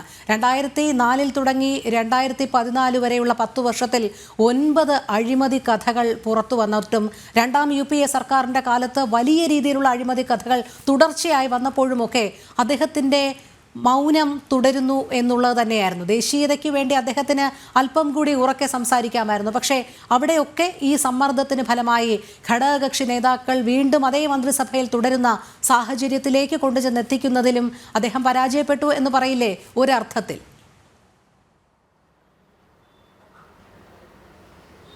ഞാൻ കോമൺവെൽത്ത് ഗെയിംസിനെ കുറിച്ച് എടുത്തു പറഞ്ഞല്ലോ. ആദ്യത്തെ UPA സർക്കാരിനേക്കാൾ അഴിമതി കൂടിയതും രണ്ടാമത്തെ UPA സർക്കാരിലാണ്. അപ്പോൾ രണ്ടാമത് ഭരണം കിട്ടിയപ്പോൾ മാത്രമല്ല കുറച്ചുകൂടി വ്യക്തത വന്നു. അതിനകത്ത് കിട്ടുന്ന മെജോറിറ്റിയിൽ അവർക്ക് അഭിമാനിക്കാനുണ്ടായിരുന്നു, സ്ഥിരതയുണ്ടായിരുന്നു, പ്രതിപക്ഷം ശക്തമല്ല എന്നൊരു തോന്നൽ വന്നു. വസ്തുതയിൽ പ്രതിപക്ഷം അത്ര ദുർബലമായിരുന്നില്ല. പക്ഷേ എന്നാലും അഴിമതിക്ക് ഒരുപാട് കളമൊരുക്കി, അതിന് യാതൊരു തർക്കവുമില്ല. അതുകൊണ്ടാണ് 2014 അധികാരം നഷ്ടപ്പെടാൻ കാരണമാക്കിയത്. അവിടെയൊക്കെ അദ്ദേഹത്തിന് അസേർട്ട് ചെയ്യാൻ കഴിഞ്ഞില്ല. ഇതിൻ്റെ കാരണം എന്താണെന്ന് നമുക്ക് വ്യക്തമായിട്ട് അറിയാം. പരമ്പരാഗത രാഷ്ട്രീയക്കാരൻ്റെ ഒരു സ്വഭാവം അദ്ദേഹത്തിലില്ലായിരുന്നു. അദ്ദേഹം ഒരു ടെക്നോക്രാറ്റായിരുന്നു. അദ്ദേഹത്തിൻ്റെ പ്രവൃത്തിയും മണ്ഡലങ്ങൾ നമ്മളൊന്ന് നോക്കിയാൽ, ഒരു അധ്യാപകനായി തുടർന്ന് വേൾഡ് ബാങ്കിൻ്റെ ഡയറക്ടറായി, ചെയർമാനായി, UGCയുടെ ചെയർമാനായി, അദ്ദേഹം ഇൻ്റർനാഷണൽ മോണിറ്ററി ഫണ്ടിലെത്തി, റിസർവ് ബാങ്കിൻ്റെ ഗവർണറായി ചെയ്ത പ്രവൃത്തികൾ അദ്ദേഹത്തിൻ്റെ വ്യക്തിത്വത്തെ നമ്മൾ ഒരിക്കലും കുറച്ച് കാണിക്കരുത്. പക്ഷേ അദ്ദേഹത്തെ പ്രവർത്തിക്കാൻ അനുവദിച്ചിട്ടില്ല എന്നുള്ളൊരു യാഥാർത്ഥ്യമുണ്ട്. അതിൻ്റെ കാരണം താങ്കൾ നേരത്തെ ചൂണ്ടിക്കാണിച്ച അവിടുത്തെ ഒരു കോക്കസ്, അത് മുന്നണി ഭരണത്തിനകത്ത് UPAയുടെ ഘടകകക്ഷികൾ മാത്രമല്ല, അവരും ബ്ലാക്ക്മെയിൽ ചെയ്തു. പക്ഷേ അതിനേക്കാൾ അപ്പുറം ഈ ഒരു കോക്കസ്, ആ കോക്കസ് ഇദ്ദേഹത്തിനെ നിയന്ത്രിച്ചു എന്നുള്ള സത്യമാണ്. നിയന്ത്രിക്കാൻ എളുപ്പമാണ്, കാരണം പരമ്പരാഗത രാഷ്ട്രീയക്കാരനല്ലാത്തതുകൊണ്ട് നേരത്തെ തന്നെ മുൻകൂട്ടി തയ്യാറാക്കി അപകടങ്ങളെ ഒഴിവാക്കാനുള്ള ഒരു പ്രത്യേക ഒരു നയചാതുര്യം രാഷ്ട്രീയക്കാരനല്ലാത്ത മൻമോഹൻ സിംഗിനെ കാണത്തില്ല. നമ്മളതിൽ കുറ്റം പറഞ്ഞിട്ട് കാര്യമില്ല.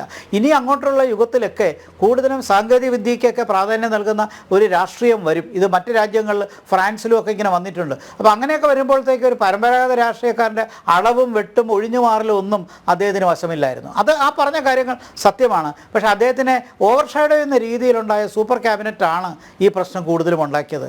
അതിനോടൊപ്പം മറ്റ് കക്ഷികൾ അഴിമതികളുമെല്ലാം കൂടുതൽ വന്നപ്പോൾ ഈ പറഞ്ഞതെല്ലാം പറയുമ്പോഴും അദ്ദേഹം നൽകിയ സംഭാവനകൾ ഒരിക്കലും നമുക്ക് കുറച്ച് കാണാൻ കഴിയില്ല. ശരി, ശ്രീ TP ജയചന്ദ്രൻ മാസ്റ്റർ, കോൺഗ്രസ് പ്രതിനിധി ശ്രീ അനൂപ് ഉന്നയിച്ച 2 കാര്യങ്ങളുണ്ട്. ഒന്ന്, മൻമോഹൻ സിംഗ് എന്ന പ്രധാനമന്ത്രിയെ ജനം ഓർക്കാൻ തുടങ്ങിയത് പ്രധാനമന്ത്രി നരേന്ദ്രമോദി ആ പദവി ഏറ്റെടുത്തതിന് ശേഷമാണ്. ആ താരതമ്യത്തിൽ നിന്നാണ് മൻമോഹൻ സിംഗിനെ വിലയിരുത്താൻ തുടങ്ങിയത് എന്നുള്ളത്. അതിലുപരി അദ്ദേഹം മറ്റൊരു കാര്യം കൂടി ചൂണ്ടിക്കാണിച്ചത് ഇന്ത്യൻ നാഷണൽ കോൺഗ്രസിൻ്റെ ഒരു പരിപൂർണ വിജയമായിരുന്നു മൻമോഹൻ സിംഗ് പ്രധാനമന്ത്രി പദത്തിലേക്ക് എത്തിയത്. അദ്ദേഹത്തിൻ്റെ കഴിവിനനുസരിച്ചുള്ള പദവിയാണ് നൽകിയത്, അതായിരുന്നു മാനദണ്ഡം. എന്നാൽ BJP എന്ത് മാനദണ്ഡത്തിൻ്റെ അടിസ്ഥാനത്തിലാണ് പ്രധാനമന്ത്രി പദം നിശ്ചയിച്ചത് നരേന്ദ്രമോദിക്ക് എന്നുള്ള രീതിയിൽ ഈ രണ്ട് വിമർശനങ്ങളോടും താങ്കൾ എങ്ങനെ പ്രതികരിക്കുന്നു? അല്ല, ശ്രീ അനൂപിന്റെ അവകാശവാദങ്ങൾ ഒരു യാഥാർത്ഥ്യം അദ്ദേഹം ചൂണ്ടിക്കാണിക്കുകയാണ്. കാരണം അദ്ദേഹം തന്നെ പറയുന്നു മൻമോഹൻ സിംഗിന്റെ ഗുണം ഞങ്ങൾ മനസ്സിലാക്കിയത് നരേന്ദ്രമോദി വന്നതിന് ശേഷമാണ് എന്ന് പറയുമ്പോൾ കോൺഗ്രസിന് പോലും അദ്ദേഹത്തെ മനസ്സിലാക്കാനോ ഉൾക്കൊള്ളാനോ കഴിഞ്ഞിട്ടില്ല എന്നുള്ള യാഥാർത്ഥ്യമില്ലേ. മാത്രമല്ല, ഈ മൻമോഹൻ സിംഗിന്റെ യഥാർത്ഥ അദ്ദേഹത്തിന്റെ എന്താ പറയാ ഒരു യൗവന കാലഘട്ടത്തിലോ രാഷ്ട്രീയപരമായ അദ്ദേഹത്തിന്റെ അനുഭവങ്ങളെ ഗുണപരമായിട്ട് രാജ്യത്തിന് ഉപയോഗപ്പെടുത്താൻ കഴിഞ്ഞിരുന്നുവെങ്കിൽ രാജ്യം ഇന്നത്തെ അവസ്ഥ ആയിരുന്നില്ല എത്തിച്ചേരുക എന്നുള്ള പരമാർത്ഥമല്ലേ.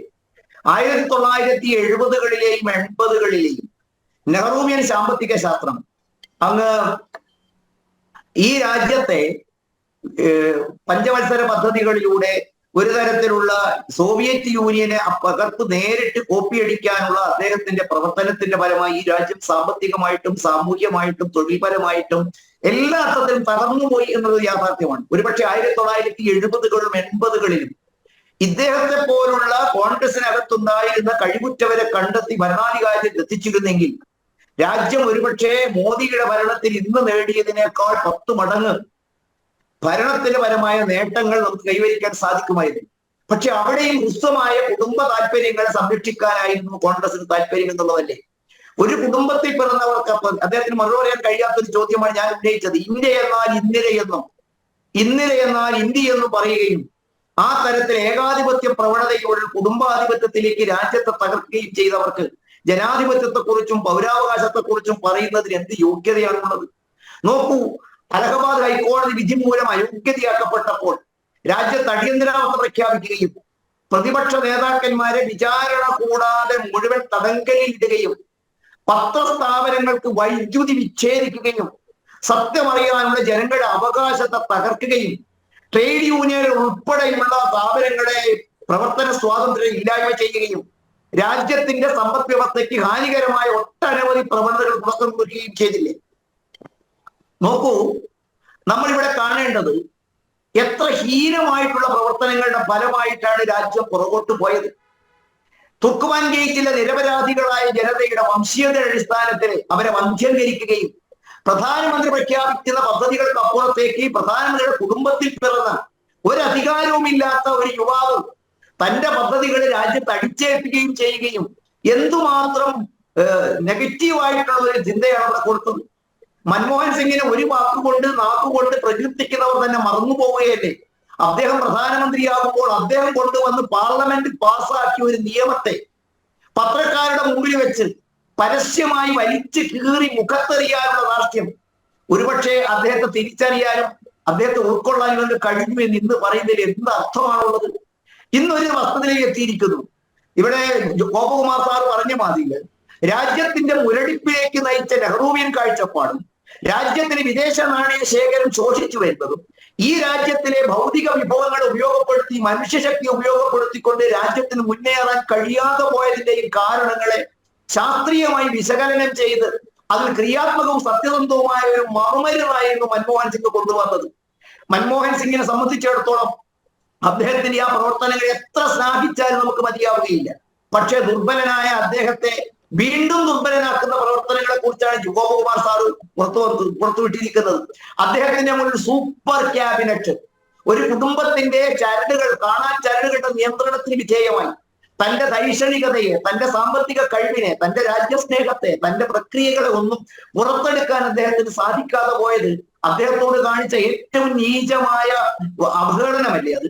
ആ മനുഷ്യന്റെ യഥാർത്ഥ കഴിവുകളെ പുറത്തെടുക്കുന്നതിലും അംഗീകരിക്കുന്നതിലും ഏതോ ഒരു കുടുംബത്തിന് താല്പര്യമില്ലാത്തതിന്റെ പോയതിന്റെ ബലിയാടല്ലേ അദ്ദേഹം?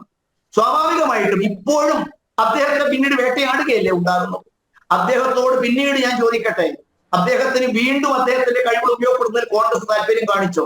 കോൺഗ്രസ് അവിടെ മാത്രമാണ് നമ്മൾ കാണുന്നത്.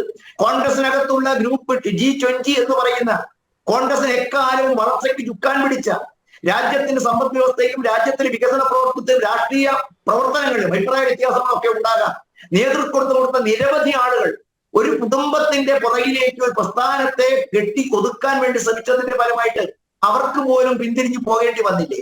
അത്തരം ആളുകളുടെ വിമർശനങ്ങൾക്കുള്ള ഈ പ്രത്യയശാസ്ത്രം തയ്യാറാവുന്നത്. ഞാനിത് കേവല രാഷ്ട്രീയത്തിനപ്പുറത്തേക്ക് മൻമോഹൻ സിംഗ് എന്ന് പറയുന്ന ലോക ബാങ്കിന്റെ നെറുകയിൽ നിന്നുകൊണ്ട് ലോകത്തെ മുഴുവൻ നോക്കിക്കണ്ടിരുന്ന രാജ്യത്തിന്റെ സമ്പദ് വ്യവസ്ഥയുടെ തകർച്ചയ്ക്ക് വിഘാതമായ കോൺഗ്രസ് നയങ്ങളെ തിരിച്ചറിഞ്ഞ് അതിന്റെ പ്രത്യാഘാതങ്ങളെ കുറിച്ച് കൃത്യമായ ബോധ്യമുണ്ടായിട്ടും തന്റെ ലോകം മുഴുവൻ കോൺഗ്രസ്സുകാരും ഉൾപ്പെടെയുള്ള ആളുകൾ എതിരാകുമോ അല്ലെങ്കിൽ നെഹ്റുവിനെ തള്ളിപ്പറയുമ്പോഴുള്ള പ്രത്യാഘാതം എന്താണെന്ന് മനസ്സിലാക്കാനും അത് വന്നാലും ശരി, രാജ്യമാണ് എനിക്ക് ഏറ്റവും പ്രധാനപ്പെട്ടത്, രാജ്യത്തിന്റെ ഭാവി തലമുറയാണ്, അതിനുതകുന്ന നയങ്ങൾ നടപ്പിലാക്കാൻ അദ്ദേഹം കാണിച്ച ധീരതയെ നമുക്ക് എത്ര പ്രകടിച്ചാലും മതിയാവുകയില്ല. ഗോപകുമാർ സാർ തന്നെ പറഞ്ഞ രണ്ടാമത്തെ കാര്യം, അദ്ദേഹത്തിന്റെ ആണവ കാഴ്ചപ്പാട്, അതിനോട് അദ്ദേഹം എടുത്ത നയം, അതിനെ എതിർക്കാൻ വേണ്ടി ഇടതുപക്ഷം കാണിച്ചപ്പോൾ പോലും അദ്ദേഹം കാണിച്ച ധീരത, ഇതൊന്നും കോൺഗ്രസ് പിന്നീട് ഇല്ലാതെ പോയത് എന്തുകൊണ്ടാണ് എന്നല്ലേ നമുക്ക് ചിന്തിക്കേണ്ടത്.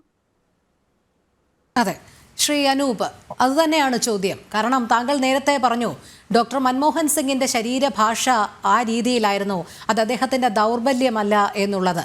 പക്ഷേ ഒരു പ്രധാനമന്ത്രി, തങ്ങളുടെ പ്രധാനമന്ത്രി എന്ന പാർട്ടി നേതൃത്വം അഭിമാനത്തോടെ വിളിച്ചു പറയേണ്ടുന്ന പല പദ്ധതികളിൽ പോലും പാർട്ടി നേതൃത്വം പോലും വലിയ രീതിയിലുള്ള ഒരു മൗനം തുടർന്നു. അദ്ദേഹത്തിൻ്റെ മേൽ അങ്ങനെ ഒരു നേട്ടക്കൊയ്ത്ത് അല്ലെങ്കിൽ ക്രെഡിറ്റ് വേണ്ട എന്നുള്ളത് മറ്റാരുടെയോ താല്പര്യപ്രകാരം അവിടെയൊക്കെ തടയിടുന്ന ഒരു പ്രവണത ഈ 10 വർഷവും നമ്മൾ കണ്ടതല്ലേ? ഇവിടെ ജയചന്ദ്രൻ മാസ്റ്റർ വളരെ സമർത്ഥമായി ഞാൻ പറയാത്തൊരു കാര്യം അദ്ദേഹം എന്റെ മേൽ ആരോപിക്കാൻ ശ്രമിച്ചു. അത് ആദ്യം ക്ലിയർ ചെയ്യേണ്ടതുണ്ട്. ഞാൻ പറഞ്ഞത് നരേന്ദ്രമോദിയുടെ കഴിവ് ഞങ്ങൾക്ക് ബോധ്യമായത് എന്നല്ല, കോൺഗ്രസിന് അദ്ദേഹത്തിന്റെ കഴിവിൽ ഉത്തമ വിശ്വാസം ഉള്ളത് കൊണ്ട് തന്നെയാണ് അദ്ദേഹത്തെ പ്രധാനമന്ത്രി സ്ഥാനത്തേക്ക് നിയോഗിച്ചത്. പക്ഷേ ഈ രാജ്യം, ഇവിടുത്തെ മാധ്യമങ്ങൾ, ഇവിടുത്തെ പൊതുസമൂഹം നരേന്ദ്രമോദിയുടെ ഭരണത്തിൽ, നരേന്ദ്രമോദി ഈ രാജ്യത്തിന്റെ പ്രധാനമന്ത്രി ആയതിനു ശേഷമാണ് ആരായിരുന്നു മൻമോഹൻ സിംഗ് എന്നുള്ള തരത്തിലേക്ക് ഒരു വലിയ താരതമ്യത്തിലേക്ക് മുതിരുന്ന സമീപനം ഉണ്ടായത് എന്നാണ് ഞാൻ പറഞ്ഞത്. അതിൽ ക്ലാരിറ്റി വരുത്തേണ്ടതുണ്ട് എന്നുള്ളത് കൊണ്ടാണ് അത് ആദ്യം പറഞ്ഞത്. പിന്നെ അദ്ദേഹം നിരന്തരം മൻമോഹൻ സിംഗിനെ അദ്ദേഹം ശ്ലാഘിക്കാൻ നിർബന്ധിതനാവുന്നുണ്ട്. അത് അദ്ദേഹത്തിന്റെ ഉദാരതയായി ഞാൻ കാണുന്നില്ല, അതൊരു യാഥാർത്ഥ്യമായി അവിടെ നിലനിൽക്കുന്നതുകൊണ്ടാണ്. പക്ഷെ അപ്പോഴും അദ്ദേഹം നെഹ്റുവിനോടുള്ള, കോൺഗ്രസിനോടുള്ള ചൊരുക്ക് തീർക്കുന്നത് അത് ചരിത്ര വിരുദ്ധമാണ്. നെഹ്റു നടത്തിയ, മൻമോഹൻ സിംഗ് ഒരു സാമ്പത്തിക നയം നടപ്പിലാക്കി എന്നതിന്റെ അർത്ഥം നെഹ്റു നടത്തിയ സാമ്പത്തിക നയങ്ങൾ മുഴുവൻ തെറ്റാണ് എന്നല്ല. അത് അന്നത്തെ കാലത്തിന്റെ അനിവാര്യതയും സമ്മർദ്ദവുമായിരുന്നു. നെഹ്റു ഈ രാജ്യം സ്വതന്ത്രമായപ്പോൾ ഞാൻ പറഞ്ഞു, ഈ രാജ്യത്തെ സംബന്ധിച്ച് ഒരു മുട്ടുസൂചി പോലും ഉൽപ്പാദിപ്പിക്കാൻ ശേഷിയില്ലാത്ത, ഉൽപാദന ശേഷിയില്ലാത്ത, ക്രയശേഷിയില്ലാത്ത ഒരു രാജ്യം എന്നുള്ളത് നിന്നും ഈ രാജ്യം നെഹ്റുവിയുടെ നയങ്ങൾ തന്നെയാണ്. ബക്കാനം പോലുള്ള അണക്കെട്ടുകൾ നിർമ്മിക്കുന്നു. രാജ്യത്തിന്റെ ഭാവിയിൽ ആരാധനയങ്ങൾ എന്ന് പറയുന്നത്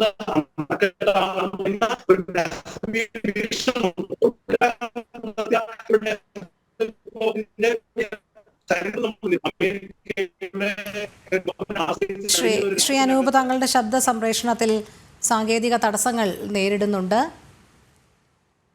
ഹലോ, കേൾക്കുന്നില്ലേ? ഇപ്പൊ കേൾക്കുന്നുണ്ട്. ഭക്ഷ്യ ഇന്ദിരാഗാന്ധി നടത്തിയ ഹരിത വിപ്ലവത്തിന്റെ ഒരു വലിയ പാരമ്പര്യം നമുക്കറിയാം. ഇന്ത്യയെ ഭക്ഷ്യ സ്വയം പര്യാപ്തതയിലേക്ക് അത് എത്തിക്കുന്നുണ്ട്. അന്ന് നെഹ്റു നടപ്പിലാക്കിയ നയങ്ങൾ, അതുപോലെ ഇന്ദിരാഗാന്ധി നടപ്പിലാക്കിയ നയങ്ങൾ ആ കാലഘട്ടത്തിന്റെ ആവശ്യങ്ങൾക്കും സമ്മർദ്ദത്തിനും അനുസരിച്ചുള്ളതായിരുന്നു. ബാങ്ക് ദേശസൽക്കരണം എന്ന് പറയുന്നത് അന്നത്തെ പ്രൈവറ്റ് ബാങ്കുകളെ നാഷണലൈസ് ചെയ്യാനുള്ള, ദേശസൽക്കരിക്കാനുള്ള ഒരു നടപടി എന്ന് പറയുന്നത് അന്നത്തെ ആവശ്യമായിരുന്നു. പക്ഷേ 90കൾ സംഭവിക്കുന്നത് എന്താ? നെഹ്റു സോവിയറ്റ് മോഡലിനെ ആശ്രയിച്ചിരുന്നെങ്കിൽ സോവിയറ്റ് യൂണിയൻ തന്നെ അപ്രസക്തമാകുന്ന, ഇല്ലാതാകുന്ന, തിരോധാനം ചെയ്യുന്ന ഒരു ലോക സാഹചര്യത്തിൽ നമുക്ക് മറ്റു ബദലുകളെ കുറിച്ച് ചിന്തിക്കേണ്ടി വരുന്നു. അന്ന് രാജ്യത്തെ, ലോകത്തിന്റെ തന്നെ സാമ്പത്തിക ചിത്രം മാറുമ്പോൾ മടിച്ചു നിൽക്കാതെ അതിലേക്ക് വഴിതെളിക്കുകയാണ് മൻമോഹൻ സിംഗ് ചെയ്തത്. അതിന്റെ അർത്ഥം മൻമോഹൻ സിംഗ് അന്ന് ചെയ്തതല്ലേ നെഹ്റു 50കളിൽ ചെയ്യേണ്ടതെന്നല്ല. 50കളിൽ നെഹ്റുവിനെ പ്രാപ്തമാക്കിയ ലോക സാഹചര്യമല്ല, മറിച്ച് അതിന്റെ അന്ന് സ്റ്റേറ്റ് വൻകിട പദ്ധതികൾക്ക് നേതൃത്വം നൽകുന്നു. സ്റ്റേറ്റിന്റെ ഒരു പൊതുമേഖലയിൽ ഊന്നുന്ന പദ്ധതികളാണെങ്കിൽ 90കളിലെ ലോക സാഹചര്യത്തിൽ മൻമോഹൻ സിംഗ് പുതിയൊരു വിധാനങ്ങളിലേക്ക് എത്തിക്കുന്നു എന്നുള്ളതാണ് യാഥാർത്ഥ്യം. ഇപ്പോൾ മൻമോഹൻ സിംഗിന് കോൺഗ്രസ് അർഹിക്കുന്ന ആദരവ് നൽകുന്നില്ല എന്നൊക്കെ BJP പറയുമ്പോൾ ഒരു വസ്തുത നിങ്ങൾ മനസ്സിലാക്കണ്ടേ. രണ്ടാമത് മൻമോഹൻ പ്രധാനമന്ത്രിയാകുമ്പോഴും അന്ന് രാഹുൽ ഗാന്ധിയെ പ്രധാനമന്ത്രിയാകുമെന്ന് പറഞ്ഞ ആളുകളുണ്ട്. അന്ന് പക്ഷേ രണ്ടാമത് കോൺഗ്രസ് തനിച്ച് ഭൂരിപക്ഷം നേടുമ്പോഴും പ്രധാനമന്ത്രി സ്ഥാനത്തേക്ക് കോൺഗ്രസിന്റെ ഒരേ ഒരു ചോയ്സ് എന്ന് പറയുന്നത് മൻമോഹൻ സിംഗ് മാത്രമായിരുന്നെന്ന് യാഥാർത്ഥ്യം നമ്മൾ മനസ്സിലാക്കാതെ പോകരുത്. പിന്നെ അതെന്തുകൊണ്ടായിരുന്നു ശ്രീ അനൂപ്? കാരണം തങ്ങൾക്ക് വിരുദ്ധമായി പ്രധാനമന്ത്രി ഒരു നിലപാടും സ്വീകരിക്കില്ല എന്നുള്ള അമിത രീതിയിലുള്ള ആത്മവിശ്വാസം തന്നെയായിരുന്നു. അതുകൊണ്ടാണല്ലോ ഈ 2009 മുതൽ 2014 വരെ ഏറ്റവും അധികം അഴിമതി കഥകൾ പുറത്തു വന്നത്.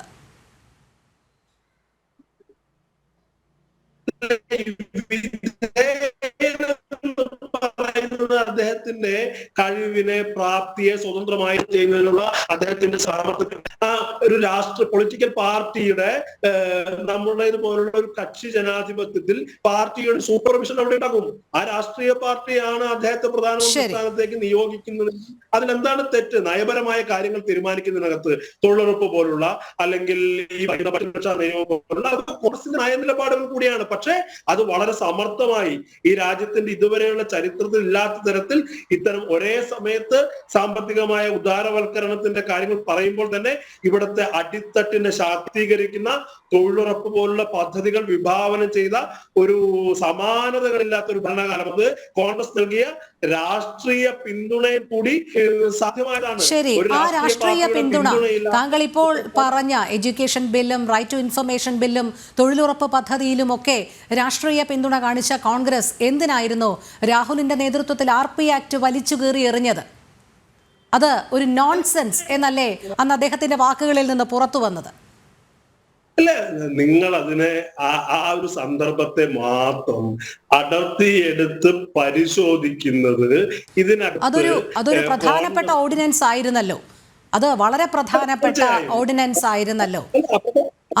അത് മാത്രം അടർത്തിയെടുത്ത് പറയുമ്പോൾ പാർട്ടി പിന്തുണ അദ്ദേഹത്തിന് എത്രത്തോളം കൊടുത്തു എന്നുള്ളതും ഒരു ചോദ്യമായി ഉയരുകയല്ലേ?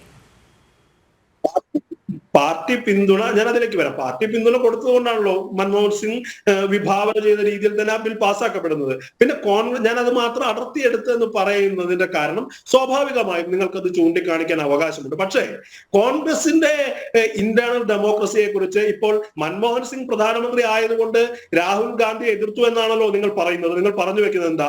മൻമോഹൻ സിംഗ് ആണ് പ്രധാനമന്ത്രി, അതുകൊണ്ട് രാഹുൽ ഗാന്ധി എതിർത്തു. ഇന്ദിരാഗാന്ധി രാജ്യത്തിന്റെ കരുത്തയായ പ്രധാനമന്ത്രി എന്ന് നിങ്ങൾ പറയുന്ന ആളല്ലേ ഇന്ദിരാഗാന്ധി. ഇന്ദിരാഗാന്ധി രാജ്യത്ത് പ്രധാനമന്ത്രിയായിരുന്ന സമയത്ത് പ്രിവി പേഴ്സ് നിർത്തലാക്കുന്ന നിയമം വന്നപ്പോൾ അതിനെതിരെ പരസ്യമായി രൂക്ഷമായ ഭാഷയിൽ എത്രയോ വലിയ എതിർപ്പ് പ്രകടിപ്പിച്ച ഒരു ബഹുസ്വരതയുടെ ഇന്റേണൽ ഡെമോക്രസിയുടെ ചരിത്രം കോൺഗ്രസിനുണ്ട്. അത് മാറ്റിവെച്ചിട്ടാണ് നിങ്ങൾ മൻമോഹൻ സിംഗ് നടപ്പിലാക്കിയതിന് രാഹുൽ ഗാന്ധി എതിർത്തു എന്ന് പറയുന്നത്. ഇവിടെ നരേന്ദ്രമോദിക്ക് എതിർവായില്ല എന്ന് സംഘപരിവാറിനകത്ത് വളരെ ഉറപ്പാക്കുന്നത് പോലെയല്ല കോൺഗ്രസിൽ ജനാധിപത്യം പ്രവർത്തിക്കുന്നുണ്ട്. അത് ഇന്ദിരാഗാന്ധിയെ പോലെ പ്രധാനമന്ത്രി ആയിരുന്ന സമയത്ത് പോലും ഇതിനെതിരെ നിരന്തരമായ വിമർശനങ്ങൾ വന്നിട്ടുണ്ട്. അതിനവർ അഭിമുഖീകരിച്ചിട്ടുണ്ട്. ഞാൻ നേരത്തെ പറഞ്ഞു, ഇന്ദിരാഗാന്ധിയെ ചോദ്യം ചെയ്ത ഗുവാഹത്തി സമ്മേളനത്തിൽ ചോദ്യം ചെയ്ത AK ആന്റണി പിന്നീട് പാർട്ടിയുടെ ഭാഗമായി തുടർന്നിട്ടുണ്ട്. പക്ഷേ BJPയുടെ ബഹുമാന്യനായ പ്രതിനിധി അതിൽ നിന്ന് ഉത്തരം നൽകാതെ ഒഴിഞ്ഞു മാറി. ഗുജറാത്തിൽ നരേന്ദ്രമോദിയെ എതിർത്ത ഹിരൺ പാണ്ഡ്യക്ക് സംഭവിച്ചത് എന്താണെന്ന് അദ്ദേഹത്തിന്റെ വിധവ ഈ പുറംലോകത്തോട് പറഞ്ഞിട്ടുണ്ട്. അപ്പോൾ ഇവിടെ കോൺഗ്രസിന്റെ സമീപനം എന്ന് പറയുന്നത് സംഘപരിവാറിന്റെ സമീപനമല്ല. അത് ഇത്തരം ബഹുസ്വരതകളെ ആദരവോടുകൂടി വിമർശനങ്ങളെ ആലിംഗനം ചെയ്യുന്ന ഒരു പ്രസ്ഥാനത്തിന്റെ ചരിത്രം കൂടിയാണെന്ന് നമ്മൾ ഈ സന്ദർഭത്തിൽ പറയേണ്ടി വരും. ശരി, പക്ഷെ താങ്കൾ നേരത്തെ സൂചിപ്പിച്ച AK ആന്റണി പിന്നീട് തുടർന്നുള്ള കേന്ദ്രമന്ത്രിസ്ഥാനം വഹിച്ചപ്പോഴും അതേ മൗനം തുടർന്നത് നമ്മൾ പല സാഹചര്യത്തിലും കണ്ടതാണ്. ശ്രീ G. ഗോപകുമാർ, ഇവിടെ കാലവും ചരിത്രവുമൊക്കെ തന്നോട് കരുണ കാട്ടുമെന്ന് പ്രത്യാശ പ്രകടിപ്പിച്ച ഒരു പ്രധാനമന്ത്രി അദ്ദേഹത്തോട് നീതി നിഷേധം നടത്തിയ അദ്ദേഹത്തിൻ്റെ തന്നെ പാർട്ടിക്കാരോടും അല്ലെങ്കിൽ കുടുംബാധിപത്യത്തോടുമൊക്കെ അതിൻ്റെ കൂടി ഒരു വിലയിരുത്തൽ ചരിത്രം ഇനി നടത്തുകയില്ലേ?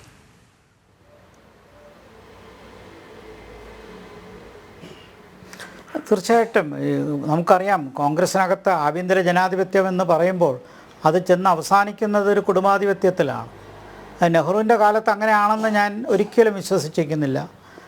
പിൽക്കാലത്ത് അങ്ങനെ ഒരു രാഷ്ട്രീയ ചരിത്രം കോൺഗ്രസ്സിലുണ്ടാവുകയും അത് ഇന്ദിരാഗാന്ധിക്ക് ശേഷം രാഷ്ട്രീയം ശ്രദ്ധിക്കുന്ന ആർക്കും ആ കുടുംബവാഴ്ചയുടെ ഒരു സ്വഭാവം വളരെ വളരെ വ്യക്തമായിട്ട് കാണാം. അതിന്നും തുടരുന്നു. അത് ആഭ്യന്തര ജനാധിപത്യത്തിൻ്റെ ഭാഗമാണോ എന്ന് ചോദിച്ചാൽ എനിക്ക് അറിഞ്ഞുകൂടാ. അങ്ങനെയല്ല എന്നാണ് ഞാൻ മനസ്സിലാക്കുന്നത്.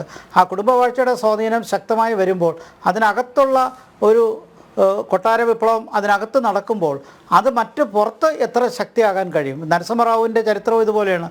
അദ്ദേഹത്തിനെ ഡൽഹിയിൽ അടക്കാൻ പോലും അനുവദിച്ചില്ല, ഹൈദരാബാദിലേക്ക് പോകേണ്ടി വന്നു. അടുത്ത തെരഞ്ഞെടുപ്പിൽ അദ്ദേഹത്തിനെ പരിഗണിച്ചത് പോലുമില്ല. അപ്പോൾ നമുക്കറിയാം നെഹ്റു കുടുംബത്തിൽ നിന്നും പുറത്ത് വന്ന ആൾക്കാരോട്, നേതാക്കന്മാരോട് കോൺഗ്രസ് എത്ര നീതി കാണിച്ചു എന്നുള്ള കാര്യത്തിനെക്കുറിച്ച് നമുക്ക് ചർച്ച ചെയ്യാവുന്നേ ഉള്ളൂ. ആ നിലയ്ക്കൊരു ഒറ്റപ്പെടൽ മൻമോഹൻ സിംഗ് നേരിട്ടിരിക്കാം. പ്രത്യേകിച്ച് ഭരണസമയത്ത് ഈ സൂപ്പർ ക്യാബിനറ്റ് വന്ന് ഇങ്ങനെ ഒരു അഡ്വൈസറി കമ്മിറ്റി ഉണ്ടാക്കി, ആ അഡ്വൈസറി കമ്മിറ്റി എടുക്കുന്ന തീരുമാനം അടിച്ചേൽപ്പിക്കുന്നൊരു സാഹചര്യം. അതിൻ്റെ പേര് പറഞ്ഞത് UPA കാര്യങ്ങൾക്കാണ്. പക്ഷേ അങ്ങനെയല്ല. പാർലമെൻറ്റ് ചരിത്രത്തിൽ യഥാർത്ഥത്തിൽ മുന്നണി ഭരണമാണെങ്കിലും പ്രധാനമന്ത്രിയായും മന്ത്രിസഭയുമാണ് കാര്യങ്ങൾ തീരുമാനിക്കേണ്ടത്. ഒരു ക്യാബിനറ്റ് ഗവൺമെൻറ്റാണ്, ഒരു പരിധിവരെ പ്രധാനമന്ത്രിയുടെ ഭരണമാണ് നടക്കേണ്ടത്. അത് പ്രൈം മിനിസ്റ്റീരിയൽ ഗവൺമെൻറ്റിലേക്ക് പാർലമെൻ്ററി സമ്പ്രദായം മാറിയ ഒരു രാഷ്ട്രീയ ചരിത്രമാണ് നെഹ്റുവിൻ്റെ കാലത്തും. പിൽക്കാലത്ത് അല്പം വ്യക്തി അധിഷ്ഠിതമാണെങ്കിലും ഇന്ദിരാഗാന്ധിയുടെ കാലത്തും ഒരു പാർലമെൻ്ററി പ്രൈം മിനിസ്റ്റീരിയൽ ഗവൺമെൻറ്റിലേക്ക് ചെന്നെത്തി. എന്തായാലും ക്യാബിനറ്റ് ഗവൺമെൻറ് എന്നുള്ളൊരു വസ്തുതയാണ്. അപ്പോൾ ക്യാബിനറ്റിൽ പെടാത്ത തീരുമാനങ്ങൾ മുകളിൽ നിന്ന് അടിച്ചേൽപ്പിക്കുന്നു. ഇപ്പോൾ താങ്കൾ ചൂണ്ടിക്കാണിച്ചതുപോലെ രാഹുൽ ഗാന്ധി ഓർഡിനൻസ് വലിച്ചു കയറി. അതൊക്കെ കാണിക്കുന്നത് ഒരു മറ്റൊരു രീതിയിൽ കണ്ടു കഴിഞ്ഞാൽ അതൊരു എക്സ്ട്രാ ഷൈനിങ്ങിൻ്റെ ഒരു നേച്ചറായിട്ടേ കാണാൻ പറ്റുള്ളൂ. കാരണം ക്യാബിനറ്റ് എടുത്ത തീരുമാനം, സ്വന്തം പാർട്ടി എടുത്ത തീരുമാനം, അതിന് വിരുദ്ധമായി ഒരു മീഡിയ പബ്ലിസിറ്റിക്ക് വേണ്ടി ചെയ്യുന്നതായിട്ട് അതിനെ കാണാൻ പറ്റുകയുള്ളൂ. അപ്പോൾ ചുരുക്കത്തിൽ മൻമോഹൻ സിംഗിന് ചില കാര്യങ്ങൾക്ക് അധികാരം ഉണ്ടായിരുന്നില്ല എന്നുള്ളൊരു വസ്തുതയാണ്. ആ നിലയ്ക്ക് അദ്ദേഹത്തിന് ഒരു ശക്തനായൊരു പ്രധാനമന്ത്രിയാകാൻ കഴിഞ്ഞിരിക്കില്ല. പക്ഷേ എന്ന് പറഞ്ഞതുകൊണ്ട് അദ്ദേഹത്തിൻ്റെ സംഭാവനകളെ നമ്മൾ കുറച്ച് കാണുകയും വേണ്ട. ഞാൻ നേരത്തെ പറഞ്ഞല്ലോ, അദ്ദേഹം ഒരു തനി രാഷ്ട്രീയക്കാരനല്ല. അതുകൊണ്ട് തന്നെ ഇത്തരം മാനിപ്പുലേഷൻസിന് അദ്ദേഹം നിന്നു കൊടുത്തിട്ടില്ല. അങ്ങനെയുള്ളൊരു താല്പര്യവുമില്ല. പിന്നെ അദ്ദേഹം എടുത്ത തീരുമാനത്തിൽ ഉറച്ചു നിന്നു.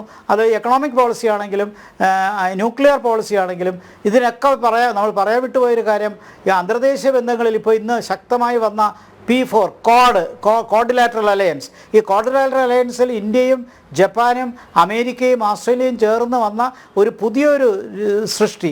അത് വിദേശനയത്തിൽ മാത്രമല്ല, സുരക്ഷിതത്വത്തിലും സെക്യൂരിറ്റി അലയൻസിലും പസഫിക്കുമായിട്ട് ബന്ധപ്പെട്ട കാര്യങ്ങൾ, ഇന്ത്യൻ ഓഷ്യനുമായി ബന്ധപ്പെട്ട കാര്യങ്ങൾ, ശക്തമായൊരു സമുദ്ര നിരീക്ഷണ, അതോടൊപ്പം ഒരു സുരക്ഷിത സംവിധാനം ഇന്നത് വളരെ വളരെ ശക്തമാണ്. മോദി ഗവൺമെൻറ് അത് നന്നായി തുടർന്ന് കൊണ്ടുപോകുന്നുണ്ട്.